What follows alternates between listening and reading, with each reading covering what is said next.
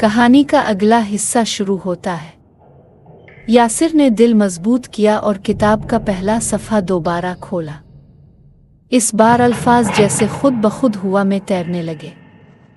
एक जुमला नुमाया हुआ, जो यहाँ पहुँचा वो वापस न जा सका। अचानक फानूस की रोशनी बुझ गई और हवेली के अंदर घुप अंधेरा छा गया। यासिर ने अपनी जेब से मोबाइल की टार्च जलाई, लेकिन रोशनी ने सिर्फ एक चीज जाहिर की, एक पुराना आईना जिसमें यासिर का अक्स कुछ अजीब सा लग रहा था। इसका अक्स हंस रहा था, जबकि यासिर के चेहरे पर खौफ था। फिर अक्स ने बात की, तुमने किताब खोली है, अब तुम हवेली के कैदी हो। यहाँ से निकलने के लिए तुमको एक आखिरी मुहिम्मा हल करना होगा।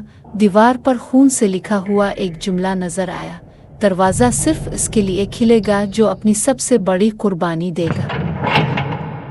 यासिर का दिल धड़कने लगा। अचानक जमीन से एक साया उठा और उसके करीब आया।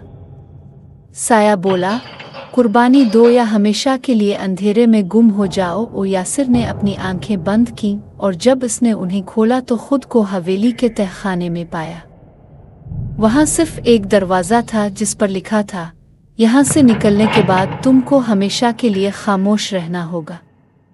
क्या तुम तैयार हो? ये फैसला यासिर का था। क्या वो कुर्बानी देगा? हमेशा के लिए इस पुरअसरार हवेली का हिस्सा बन जाएगा। कहानी जारी है।